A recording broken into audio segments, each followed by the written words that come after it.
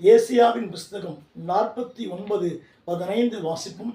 ஸ்திரீயானவள் தன்னுடைய கர்ப்பத்தின் பிள்ளைக்கு இறங்காமல் தன்னுடைய பாலகனை மறப்பாளோ அவர்கள் மறந்தாலும் நான் உன்னை மறப்பதில்லை. அன்பு தேவ பிள்ளைகளே, அன்பு சகோதர சகோதரியே, நான் உன்னை மறப்பதில்லை. கர்த்தர் சொல்கிறோம். நீ நேசிக்கிற புருஷன் மறக்கலாம், உன் மனைவி மறக்கலாம், பிள்ளைங்க மறக்கலாம், உன் நண்பன் மறக்கலாம், எல்லாரும் மறந்து போகலாம். உலகத்தை மறக்காது இருக்கிற ஒரே ஒரு கடவுள், ஒரே ஆண்டவர் இயேசு கிறிஸ்து மட்டுமே.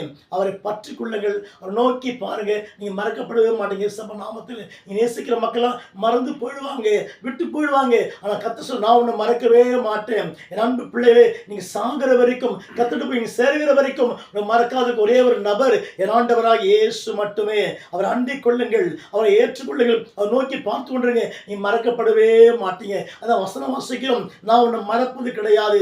தாய் மறப்பாங்க, தகப்பு மறப்பாங்க, நண்பர் மறப்பாங்க, சிறு பிள்ளைங்க மறப்பாங்க, எல்லாரும் மறந்து விலகி போயிடுவாங்க. ஆனால் கடைசி நேரத்தில் தூக்கி சுமக்கிற ஒரே நல்ல ஆண்டவர் இயேசு கிறிஸ்து மட்டுமே.